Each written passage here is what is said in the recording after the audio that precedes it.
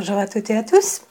Voici cette mise à jour sur ce qu'est et ce que n'est pas la relation flamme jumelle. Donc, comme je vous l'avais proposé en janvier 2018, en tout début de chaîne YouTube, donc c'était même la quatrième vidéo, la vidéo numéro 4 de la chaîne qui est aujourd'hui en statut privé parce que les références que j'y faisais ne sont plus valides. Mais très tôt donc sur la chaîne, j'avais voulu déjà faire une mise au point sur ce qu'est et ce que n'est pas la relation flamme jumelle. Alors ici, je vais vous la proposer en deux parties. Donc la première partie, ce sera celle-ci, ce que n'est pas la relation, et tout de suite derrière une deuxième partie sur ce qu'est la relation. La raison de cette mise à jour pour moi est toujours la même, dans la même intention qui m'animait déjà en janvier 2018, donc que nombre de personnes ne restent pas dans une attente négative qui les plombe, qui les fait souffrir, dans des indélicatesses de relations aussi pour les personnes qui sont en relation, ou encore dans le fait de ne pas être respecté par des personnes irrespectueuses, dans des relations d'amour aussi triangulaires avec des attentes ne voyant pas forcément clairement, n'ayant pas vu au départ que la personne qui allait et venait n'était peut-être pas forcément honnête, et que tout cela n'est pas à confondre bien sûr avec une relation flamme jumelle, et encore plein d'autres éléments à vous redonner pour vous dire, selon moi, toujours ça ne sera que selon moi, ce qu'elle n'est pas cette relation, ou alors d'avoir abordé cette étape qu'est la séparation.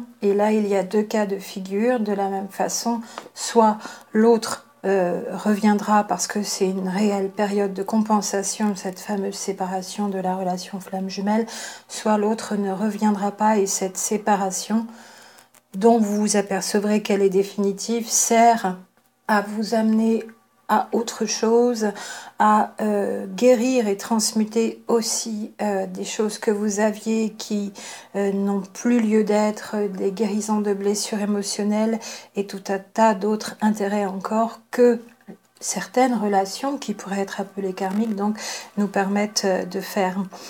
La première chose pour moi qui ne peut pas prendre place dans une relation flamme jumelle, c'est la violence. Ça, vous m'avez entendu le dire déjà dans d'autres vidéos, surtout les personnes qui me suivent depuis un bout de temps.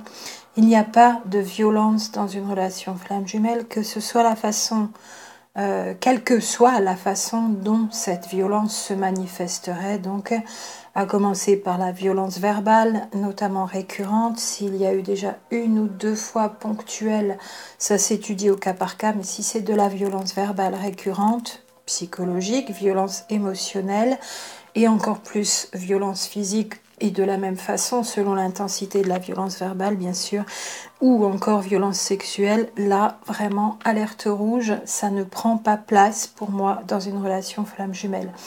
Alors, violence physique, à quel moment on considère que de la violence est physique pour les personnes qui sont dans les milieux, qui ont étudié comment la violence physique se manifeste?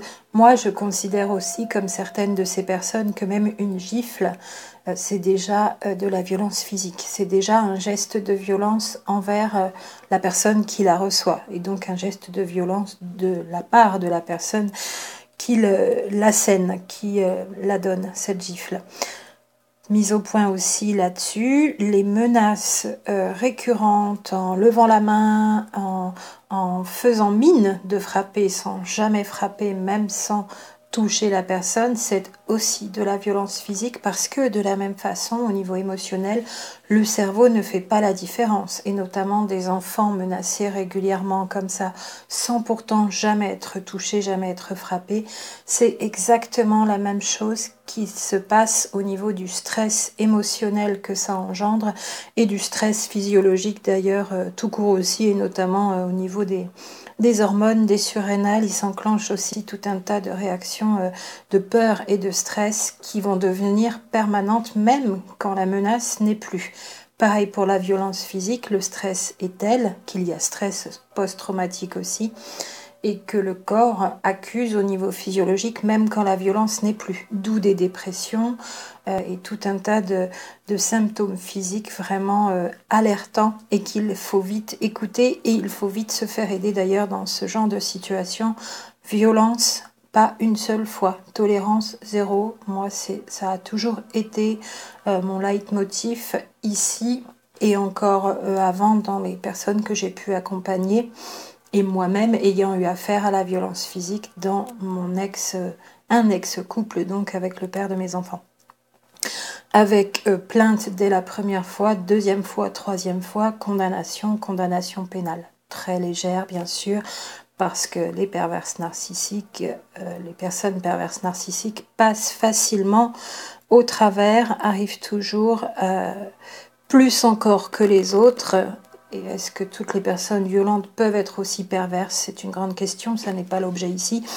Mais voilà, il y a eu beaucoup de débats faits sur est-ce qu'ils ne se retrouvent pas les uns en face des autres entre juges, avocats, auxiliaires de justice et ces personnes qui devraient être condamnées parce qu'ils arrivent quand même facilement à s'en sortir encore en justice. Et pourtant, il y a des situations de violence très graves. Pour la parenthèse, voilà, j'accentue quand même sur ce point parce que je crois qu'il y a des personnes qui peuvent encore être dans ce genre de situation sans réussir à s'en rendre compte, y compris en couple dans le mariage, parce que c'est vrai que c'est très difficile que de se considérer au départ, de prendre conscience qu'on est une personne victime de violence. C'est psychologiquement assez insoutenable. On a aussi besoin d'aide par rapport à ça. Et puis après, ça se fait et surtout on se libère et surtout on se préserve, on se protège et on préserve nos proches et nos enfants, bien sûr. Parfois, il peut donc y avoir dans la relation flamme jumelle, pour le dire en comparaison, des incompréhensions, des maladresses de langage, une parole qui n'a pas été bien placée. Ça n'est pas forcément toujours de la communication consciente. Donc il peut y avoir des paroles qui ont mis à mal l'émotionnel, qui ont pu blesser ponctuellement, mais certainement pas de manière récurrente et certainement pas de manière volontaire de la part de l'autre pour faire mal. S'il y a dénigrement, s'il y a irrespect, non prise en considération des besoins, cette violence verbale ne peut pas pour moi être une violence verbale qui prend place dans cette relation. Pas non plus un autre qui vient, qui repart, qui revient pour passer un bon moment avec vous, ou tout simplement, dit autrement, abuser de vous et de votre gentillesse dans le bien-être sexuel qu'il pourrait y avoir avec vous, par exemple, et puis qui repart dans une autre relation, et puis qui revient avec cette relation finie, mais qui repart dans une relation suivante qui n'était pas celle d'avant, et encore et encore. Il y a bien sûr dans les rencontres flammes jumelles beaucoup de personnes qui se rencontrent alors qu'elles sont en couple. Mais il n'y a pas ces allers-retours, je viens te voir, je repars, et puis je viens te voir, et puis je repars, de manière continue, et puis je change de personne, mais entre deux, je viens te revoir. À voir au cas par cas, bien sûr, chaque cas va être à examiner précisément et précautionneusement, mais cette impression qu'on est en train d'être utilisé, je pense que si vous creusez, difficile aussi de l'accepter, d'en prendre conscience. Vous finirez par en conclure que cette personne n'est pas en train de vous respecter. Il y a un grand travail à faire sur la dépendance affective, bien sûr, pour les flammes jumelles, avec le manque de l'autre et le manque physique, mais pas de dépression longue et continue par rapport à ce manque de l'autre, ce manque physique, cette absence. Et c'est plus ou moins prononcé selon les personnes.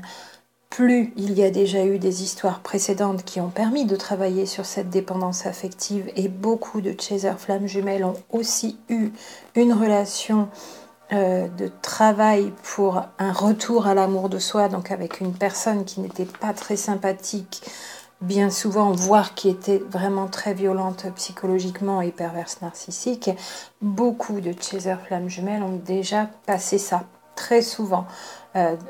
Avec une intensité qui sera propre à leur vécu, aux besoins de cette âme.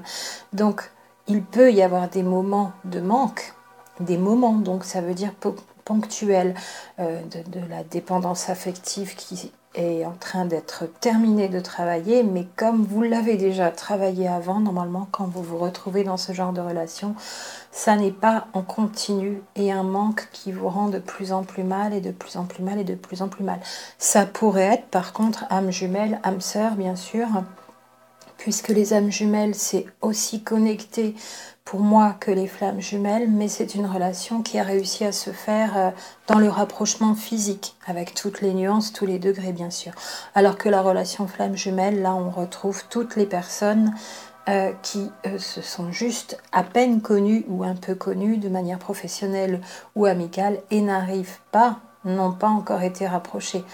Parfois même, il y a juste l'un des deux qui a vu l'autre et l'a reconnu, et l'autre ne connaît même pas l'existence de l'un ou de l'une du premier. Deuxième raison pour laquelle il n'y a pas de dépression en continu, c'est parce qu'on est en connexion énergétique, en présence permanente avec l'autre, et la présence permanente de l'autre est là aussi dans la relation flamme jumelle. Cette dimension physique, énergétique, elle est très très importante pour moi. Pour vous y ramener aussi, puisque ça a été posé comme travail dans ces vidéos, vous avez toutes les vidéos, une par une, sujet par sujet, qui ont été posées il n'y a pas très longtemps, donc sur ce que n'est pas cette relation non plus. Donc ça n'est pas une romance hollywoodienne, je l'avais intitulé comme ça n'est pas une obsession sentimentale, vous avez une vidéo par sujet, ça n'est pas un coup de foudre, ça n'est pas un amour platonique, je vais y arriver, ça n'est pas une relation âme-sœur non plus, donc pas de suivi de coups de foudre et on est tout de suite ensemble et on se reconnaît tout de suite, tout ça ce serait la relation âme-sœur, et une relation âme-sœur elle marche, elle tient, on ne se sépare pas, on s'entraide pendant un bon bout de temps, peut-être qu'on va passer 5 ans, 10 ans, 20 ans ensemble, mais une relation âme-sœur, elle est faite pour s'entraider sur 1, 2, 3 points, pas forcément en commun, il peut y en avoir un en commun, mais l'autre, vous êtes sur 3 points qui vous concernent, et vous aidez l'autre sur 3 autres points qui ne sont pas en relation, mais qui le concernent, et vous vous entraidez entre âmes sœurs. On est donc en relation pour s'épauler quand on est âme sœur. Ça n'est pas non plus une relation toxique, et vous avez encore une ou deux autres vidéos dans cette petite série, elles sont toutes les unes à la suite des autres. Alors il y a ces caractérisations parfois incomplète, imparfaite, pas assez précise peut-être, de dire que la relation flamme jumelle c'est intense, douloureux, compliqué, difficile à démêler.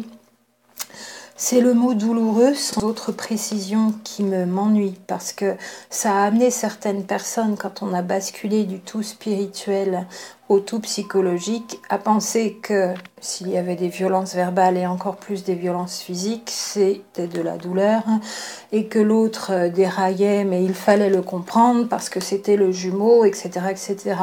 Absolument pas. Vraiment, jamais, jamais. Violence, tolérance zéro. Pas de douleur due à la violence physique de l'autre sur votre personne dans une relation flamme jumelle. Attention aux incompréhensions des propos incomplets de certaines personnes sur YouTube et du tout psychologique, un peu inversé, mal expliqué. Je suis moi-même tombée dans ce piège bien ficelé de la pensée perverse, inversionniste, en tout psychologique. Et elle fait beaucoup, beaucoup de dégâts. Je pense que beaucoup de situations malheureuses viennent aussi de là. Après, par-ci, par-là, il y a des formulations incomplètes dans d'autres chaînes YouTube. Intense, oui. Difficile à comprendre, oui. Complexe, oui, mais pas compliqué. Difficile à démêler, oui. Un grand, grand défi, le défi de votre vie, au-delà même des relations tout court, des relations amoureuses, c'est un défi spirituel du plus haut niveau que ce que va connaître votre âme sur terre, oui. Douloureuse quand vous sentez les peines de l'autre ponctuellement, oui. Et ça n'est pas la relation qui fait souffrir, c'est l'absence de relation, c'est-à-dire tout ce qui se passe pendant la séparation, surtout au début, où on ne comprend pas pourquoi l'autre est reparti s'est mis de côté, fuit, et on le comprend petit à petit, surtout si on a des informations. Donc pendant cette séparation, c'est cette absence de relation qui fait mal, et la tristesse ponctuelle qui peut faire mal, le manque de l'autre qui peut faire mal, et manque physique si on a été en relation, donc plus âme jumelle bien sûr, la solitude, l'attente de l'autre, mais dans le fait de ne pas réussir un retour à soi dans la complétude à opérer. Et puis il y a encore tout un tas d'autres choses, la volonté de contrôle, ça peut se manifester en jugement de l'autre, avec de la dureté envers l'autre, et du coup c'est de la dureté et du jugement envers soi-même, et plein d'autres choses encore qui se regrouperaient sous l'expression manque d'amour de soi, avec une insuffisance de responsabilisation, de prendre en main sa propre vie, ce qui est bien normal, pas de culpabilité là-dessus, parce que on aimait tellement être avec l'autre pour les personnes qui y ont été, où on a tellement aimé même le peu de relations, d'entrevues professionnelles, amicales qu'on a eues, qu'on en est privé. Donc c'est un sentiment tout à fait normal au départ. Mais dans la relation flamme jumelle, on est vite amené à transcender ça, parce que déjà il y a toujours cette présence énergétique de l'autre avec cette connexion spéciale, et si cette dimension manque complètement, c'est-à-dire ça peut être un peu ou énormément avec tout l'entre-deux, mais s'il n'y a rien du tout à ce niveau-là, si vous ne ressentez pas du tout jamais votre autre, s'il n'y a rien de particulier dans cette dimension, ça me semble déjà être plus éloigné de la relation flamme jumelle. Si vous êtes complètement dans la dépendance affective, dans la dépression, dans le manque de l'autre, manque physique, manque émotionnel, manque sexuel, manque matériel, manque psychologique à tous les égards, et que ça dure, ça s'éloigne aussi là de la relation flamme jumelle vraiment beaucoup. Ça n'est pas la séparation en elle-même qui fait souffrir, l'absence de l'autre en elle-même non plus qui fait souffrir, c'est tout ce que l'on va ressentir, parce que ça nous ramène à nos propres manques, et ça nous ramène à nos propres blessures, et ça nous ramène à des fausses croyances, et ça nous ramène à des programmations, et ça nous ramène l'absence de l'autre à l'absence à nous-mêmes et au manque d'amour pour nous-mêmes. C'est tout ça qui fait mal pendant toute cette séparation, pour le redire à chaque fois. Donc oui, c'est complexe, c'est intense, c'est exigeant, c'est le défi de notre vie. Au-delà de l'amour, c'est un défi spirituel, vraiment de haut vol quant aux transformations et transmutations d'énergie qu'on est amené à faire, et on s'ouvre à beaucoup d'autres choses. C'est une voie d'éveil complète. Pour que cette voie d'éveil opère complètement, évidemment, cette séparation, elle est essentielle. Alors, plus ou moins longue pour les besoins des uns et des autres, fonction des spécificités du duo. Voici donc en quoi cette expérience qui nous tombe dessus, et apparemment sans prévenir, bien que dans la plupart des situations, le chaser bien souvent l'a demandé en prière, de manière consciente et de manière intensive aussi. Donc quelque part, ça n'arrive pas par hasard. L'énergie qui a été déployée à un autre moment pour demander une personne merveilleuse qui nous correspond vraiment, en ayant ras-le-bol de tout ce qu'on a pu vivre, finalement est arrivée, s'est manifestée et s'est mise là dans notre vie, mais on n'avait peut-être pas espéré ou pensé que ça prendrait certaines formes, et que le jumeau aussi se présenterait d'une certaine façon, aussi bien physiquement, aussi bien avec les obstacles, la distance, la langue, l'ethnie, l'entourage, les remparts qu'il y a autour de l'autre et qui nous empêchent de l'atteindre, et encore tous ces obstacles qui prennent place dans la relation flamme jumelle. Mais ça, j'en parlerai de l'autre côté, donc dans la vidéo suivante bien sûr. Et on a besoin, donc on est poussé à effectuer toute une série de transformations après les prises de conscience, et on va opérer des guérisons encore et encore. Plus on prend vite conscience, plus on opère à ces guérisons. Et ça n'est pas forcément fonction d'un lot de guérisons énorme qui va nous faire croire, nous faire penser que ça va être long et difficile. Certaines personnes ont plus de guérisons à faire que d'autres. Ça ne veut pas dire qu'elles ne vont pas y arriver plus vite. C'est une question d'intensité en fait, c'est pas une question de moi j'ai 10 valises, les autres ils en ont qu'une, donc pour moi ça va être 10 fois plus long. Non, ça dépend quelle méthode vous utilisez pour retourner à aller ouvrir ces valises, à les mettre de côté, à donner ce qu'il y a dedans, à déposer ce qu'il y a dedans et à vous en débarrasser. Plus c'est intense, plus vous y arriverez. Une personne qui n'a qu'une valise mais qui a énormément de mal à conscientiser, à faire sa guérison, elle y passera peut-être beaucoup plus de temps que vous. Il n'y a pas de règle de temps en fonction de la charge de valise. Les expressions propres à la psychologie, que je ne répéterai pas ici d'ailleurs, et matraquées et martelées plusieurs fois par vidéo, après 200 vidéos, ils sont peut-être aussi pour quelque chose, dans le fait que certains et certaines d'entre vous aient cru qu'il faille épurer. J'avoue que ce mot, je l'ai utilisé un petit peu au début, vous m'avez dû l'entendre dire quelques fois dans les premières vidéos du premier trimestre 2018, mais je l'ai vite abandonné parce qu'il nous confine aussi dans la croyance qu'il faille souffrir. Bien sûr qu'il y aura des choses qui vont être pénibles, et qu'on peut même appeler ça la souffrance selon notre seuil de résistance. Mais de là à épurer et du karma et ceci et cela, qui a envie de signer pour un parcours aussi pénible? Et ça nous fait confondre avec des relations qui, elles, sont douloureuses et qui ne sont pas la relation flamme jumelle. Je pense que le tout psychologique encore, là aussi, a amené beaucoup de personnes à se méprendre. Cette relation, elle nous amène à devenir qui l'on est vraiment, en redécouvrant notre véritable nature divine.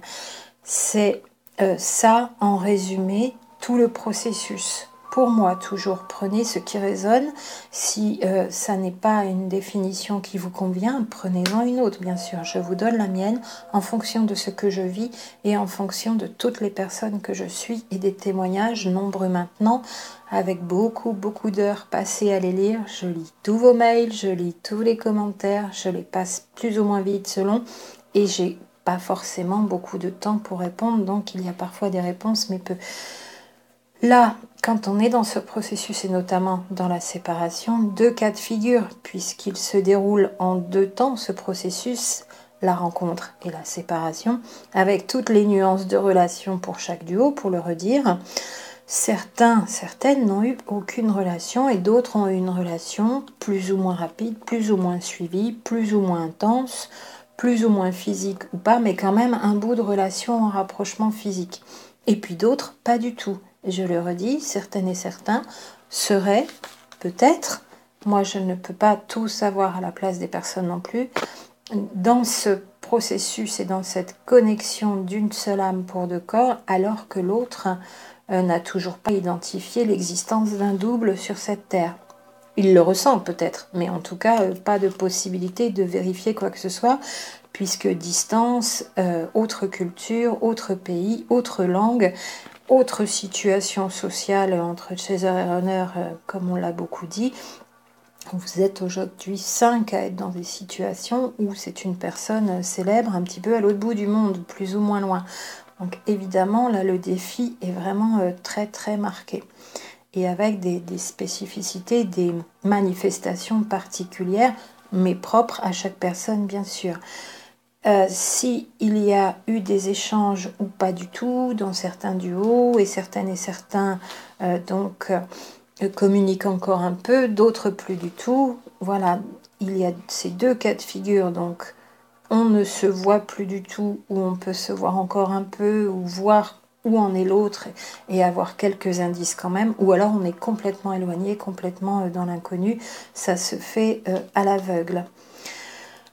Dans ces 2 cas de figure, donc soit au moment de la séparation, donc il y a aussi 2 possibilités de manifestation quant à ce que vous allez ressentir. Encore une fois, soit c'est très dur en continu et c'est la première fois que c'est très dur, que vous vivez une séparation aussi souffrante, aussi douloureuse. Cette fois, j'emploie les mots parce que justement, je vais vous le dire, dans ce cas-là, si c'est en continu, si c'est souffrant, si c'est douloureux, vous connaissez déjà mon point de vue là-dessus. Pour moi, ça s'éloigne d'une relation flamme jumelle et ce serait plutôt une relation karmique pour en finir avec certaines de vos blessures et de vos dépendances, voire une grande majorité, ou une relation toxique dans laquelle vous ne devez surtout pas retourner s'il y a eu séparation. Faites-vous aider là-dessus, prenez les avis d'experts sur la question. J'avoue que je connais mieux l'identification de la relation avec une personne perverse narcissique, y compris de le détecter maintenant à un niveau facial, donc au niveau morphopsychologique, que je ne connais à ce jour la relation flamme jumelle. Donc croyez-moi, si vous êtes dans une relation toxique, il y a une personne perverse dans les environs, et elle ne se révèle perverse que quand vous leur échappez. Donc s'il y a eu séparation, est-ce que vraiment l'autre a voulu la séparation? Est-ce que c'est pas encore juste une sorte de mutisme et vous avez fortement envie de revenir vers lui ou vers elle, et quand il va se remanifester, un claquement de doigts suffira et c'est trop facile pour ces personnes-là dans la manipulation, et vous leur retombez dans les bras, et encore de la souffrance, de la douleur, de la destruction, et ça peut être très dangereux jusqu'à aller à la déstructuration psychique, voire la folie, voire basculer dans certaines pathologies au niveau psychiatrique, voire des envies encore plus graves d'en finir. Donc faites-vous vraiment aider quand il y a doute là-dessus. Si c'est dur en continu, s'il y a dépression avec tous les degrés, on s'éloigne de la relation flamme jumelle. Si c'est éprouvant, incompréhensible, à certains moments désopilant, qu'il y a certains moments de désespoir, mais c'est ponctuel, on se relève, on revient avec confiance et joie dans la vie. Notre vie continue à s'améliorer, à se transformer. On effectue des changements, on prend des rendez-vous avec des thérapeutes, on s'inscrit à quelque chose de la danse, du chant, voilà, de l'artistique, de l'art-thérapie. On déménage, on en discute avec une personne de confiance qui, même si elle ne comprend pas ce que c'est, pourra nous écouter et ça nous fait du bien. Et donc on repart de l'avant. Si vous avez déjà fait une nuit noire de l'âme, parce qu'il y a eu d'autres relations qui vous ont servi à transmuter des blessures, des vieilles mémoires, des choses pas très sympathiques dans votre vie et que vous en avez déjà une bonne partie de nettoyer, que vous avez déjà vécu des relations toxiques, une ou plusieurs, que vous avez déjà fait votre nuit noire de l'âme, il y a déjà plus de chances, si vous vous relevez, même s'il y a des moments fortement éprouvants, difficiles à vivre, mais ponctuels, forts, ça peut être très très difficile à ce moment-là. Il peut y avoir une intense sensation de manque, mais ponctuelle, c'est-à-dire que vous ne vous traînez pas avec ce genre de sensation tout le temps. La tristesse ne vous pèse pas en permanence, le manque non plus, la solitude non plus, l'attente de l'autre, vous arrivez de plus en plus à gérer, vous lâchez de plus en plus le contrôle, vous retournez de plus en plus à l'amour de vous-même, vous vous prenez vraiment en main. Vous comprenez ce que c'est que d'équilibrer son yin-yang sans y arriver forcément tout de suite. Et il y a tout ce processus de transformation qui se déroule. Là, on serait déjà plus dans ce genre de relation. Et je veux juste en terminer quand même en vous parlant sur ce que n'est pas toujours cette relation. Ça n'est pas non plus ce que l'on appelle en anglais le love bite. Donc love comme amour et bite, B-I-T-E. Donc de vampirisme amoureux. Littéralement traduit par morsure d'amour, comme l'a étudié Eve Lorgen, L-O-R-G-E-N pour son nom. Peut-être certains prononceront Lorgen ou Lorgen ou Lorgen.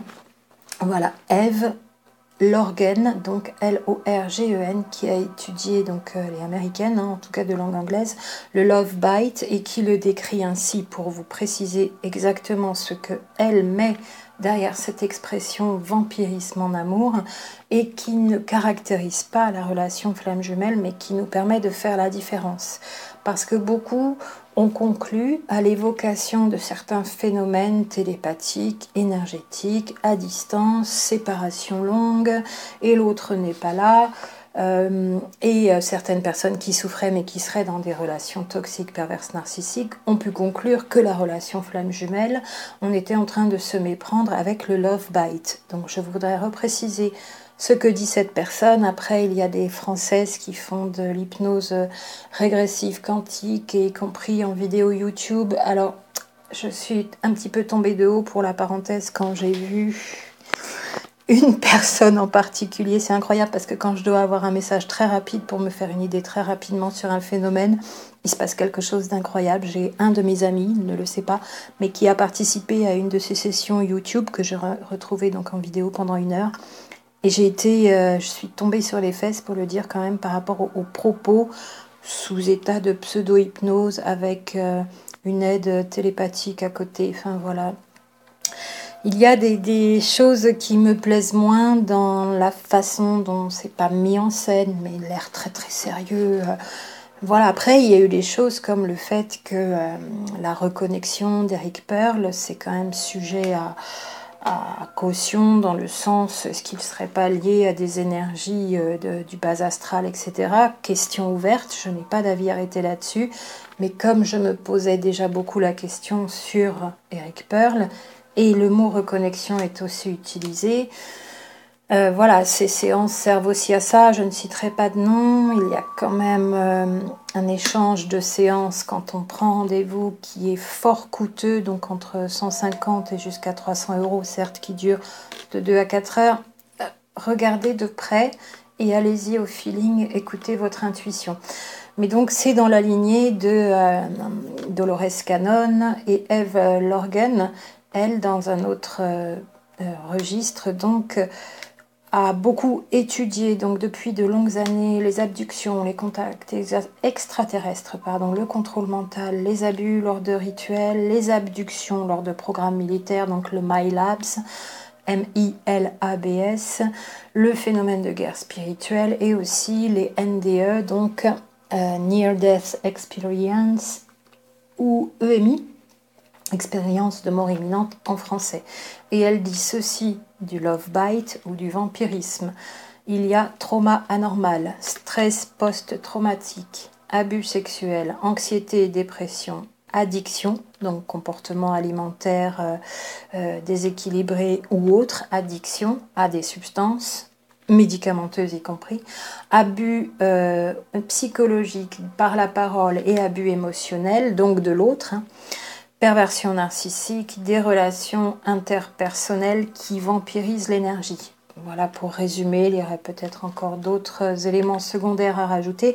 Comment Eve Lorgen décrit le love bite. On n'est donc pas non plus dans la description de la relation flamme jumelle. Je tenais à le préciser parce que j'ai eu il y a quelques mois des commentaires sous les vidéos qui disaient regardez ça, peut-être que ça ressemble beaucoup quand même, c'est bizarre, et puis c'est pas normal une relation qui ne se fait pas, et puis un autre qui ne revient pas, et ça laisse des personnes en attente et elles sont en dépression.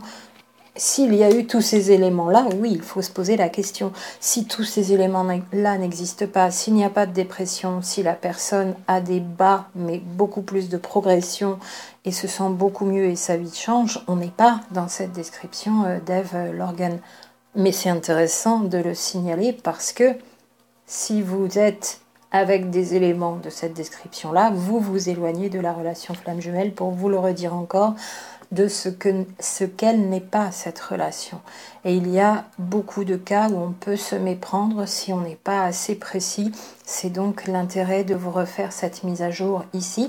Je vous précise un des livres que Eve Lorgen a écrit, donc, qui s'appelle Love Bite, donc love comme amour, toujours bite, B-I-T-E, Alien Interference in Human Love Relationships. Donc des interférences extraterrestres dans les relations d'amour entre êtres humains, dans les relations amoureuses humaines, de Eve Lorgen. Si c'est un sujet qui vous intéresse, son site c'est juste son nom, son prénom.com, EVELORGEN, et vous verrez ce qu'elle dit du Love Bite. Peut-être que d'autres personnes en parlent aussi maintenant. Voilà pour ces grandes précisions sur ce que n'est pas, pour moi, selon ce que j'ai glané comme info, ce que je vis, les commentaires que j'ai, vos témoignages, les suivis que je fais au long des séances. Je peux ici vous préciser dans les grandes lignes encore. On pourrait faire durer plus longtemps toute une description de ce que n'est pas la relation flamme jumelle, mais vous avez ici les points vraiment importants. Et le leitmotiv, c'est donc pas de violence, pas de dépression, pas d'aller-retour de quelqu'un qui vous utiliserait, pas de fausses attentes dans le doute où vous ne savez pas trop, une absence totale de connexion, de contact, de retour, de quoi que ce soit qui pourrait vous faire penser que ça ne ressemble à rien d'autre de ce que tous les êtres humains peuvent vivre. S'il y a absence, on s'éloigne de la relation flamme jumelle pour le grand résumé. J'espère que ça aidera beaucoup d'entre vous et qu'il y aura beaucoup moins de relations qui ne sont peut-être pas de relations flammes jumelles, qui stagneront et que vous pourrez passer à la suite, faire autre chose de votre vie, rencontrer une autre belle âme ou d'autres belles âmes bien sûr. Et surtout, j'ai apprécié ce beau commentaire sous la dernière vidéo. Vous connectez à votre double qui ici n'est pas incarné sur Terre en l'espèce en tant que flamme jumelle et de l'autre côté puisque pour moi tout ce qui est dans l'univers dès qu'il a pris naissance au sortir de la source est dédoublé. Et les âmes qui vont ensuite s'incarner dans des corps humains ou sur d'autres plans de matière sont toutes dédoublées selon le principe du yin et yang, mais très rarement sur un même plan de matière. Donc si vous vous connectez à une personne qui n'est pas votre double en vous acharnant à croire qu'il est sur Terre, vous oubliez de vous connecter à ce double qui est de l'autre côté et qui peut énormément vous aider à vivre une vie bien meilleure selon ce principe de la dualité yin-yang, des pôles qui constituent une même unité, dualité magnétique de certains métaphysiciens. Ce n'est pas la dualité qui est le souci pour nous êtres humains dans cet univers, c'est l'illusion de la séparation d'avec la source pour la grande précision. La relation flamme jumelle est d'ailleurs tout le contraire, c'est de réaliser que nous ne sommes pas séparés de la source. C'est pour ça que nous réussissons à avancer pendant tout ce temps de séparation, certes très exigeant et à certains moments on peut en avoir marre et avoir des moments de peine, de souffrance, de tristesse, mais c'est ponctuel. Et on se relève et on recommence parce que c'est ce qu'on a mis sur notre besoin d'évolution au niveau de notre âme, vraiment. À très bientôt pour la vidéo en regard sur ce qu'est et les arguments, les éléments que je peux vous donner sur ce qu'est la relation flamme jumelle. À tout de suite.